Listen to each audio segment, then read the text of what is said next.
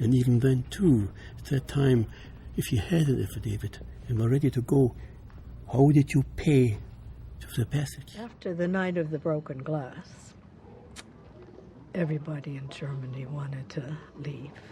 I mean, I think maybe that was the objective of the Nazis, to try and get everybody out. And of course, by this time, my father wanted to leave too.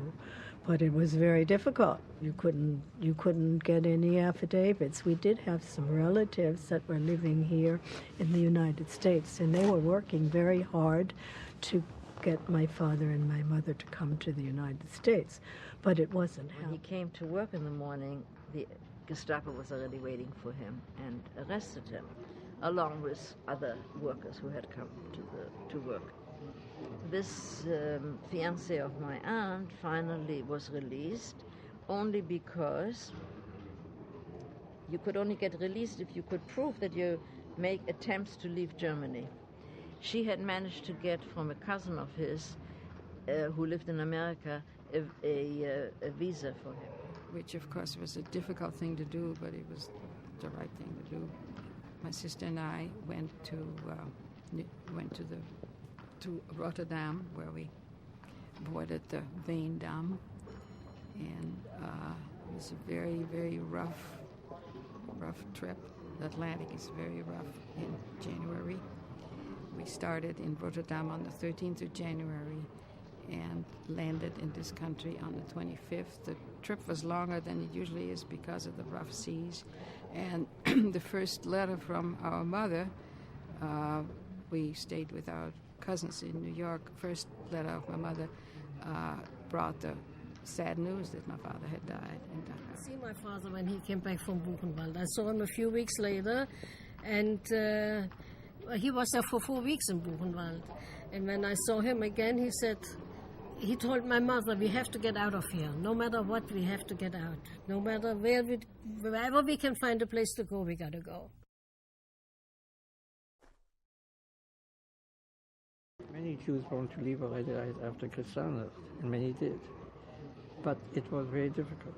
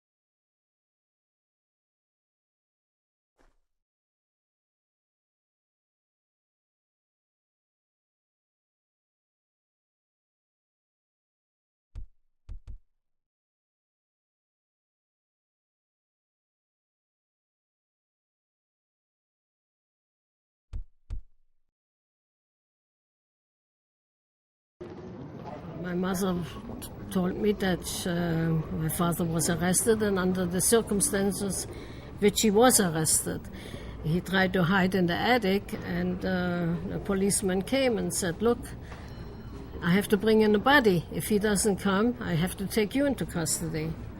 So my father gave himself up, and he was sent to Buchenwald. He was in Buchenwald for 4 weeks and was dismissed because he was a World War I veteran, fighting for the German army. It's the German army. And the dismissal was under the condition that he would leave the country right away. You know, there was Ausgehverbot, which meant you couldn't go out. I went out. I was very blonde and blue-eyed, and I tried to look like somebody with a attaché case going to the lawyer, which I did. We tried to get father out. So I walked around quite a bit. I must have known that one of these days I have to talk about it. So I saw horrendous things. I saw people being made to wash the sidewalk and being beaten just with a whip, as I said. There was no authority that you could report to. That was the awful thing. This was accepted that they were supposed to do that. And the police had absolutely no authority after what happened. And all the men that did run to the synagogue were picked up and put into concentration camps. They must have had a good friend within the city management that risked his life to tell them not to go. My father was missing.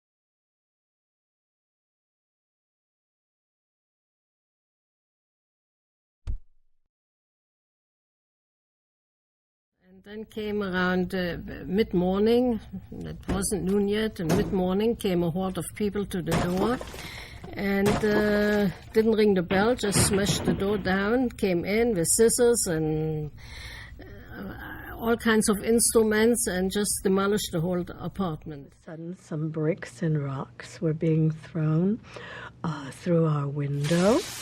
And my brother was always braver than me. He was a year younger, but he was braver, and I was hiding under the blanket, and he went to the window to check to see what was going on. And he told me that it was the people in our neighbors, the people of our town were throwing the bricks and rocks through the window.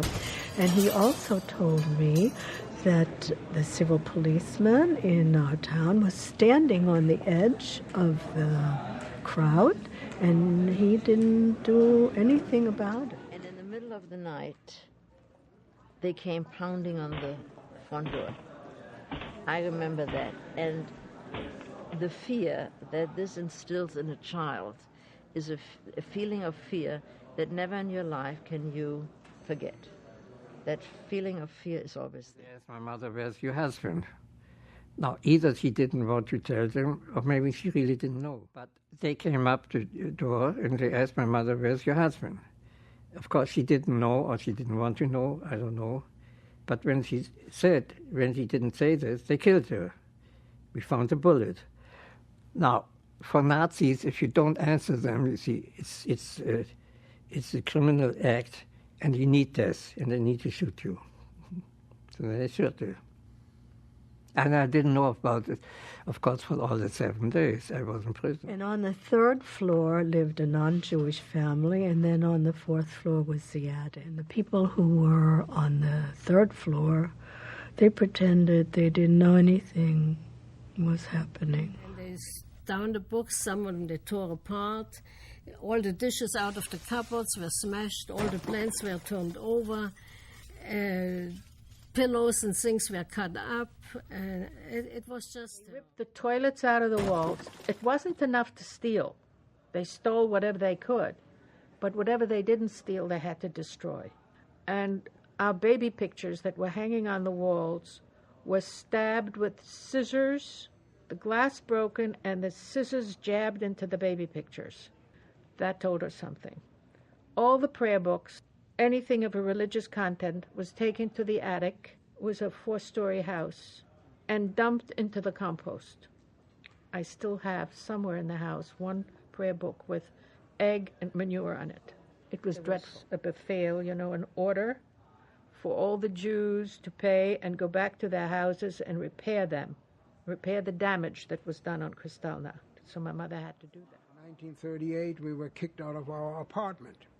We received a letter, I think it was November of 1938, and these guys had the nerve to write that the Aryan renters in this apartment building can no longer accept the fact that they have to live with a Jew under the same roof.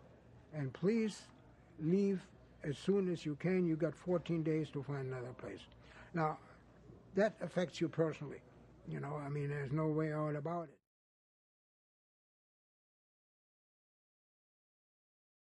And then came around mid-morning, it wasn't noon yet, and mid-morning came a horde of people to the door and didn't ring the bell, just smashed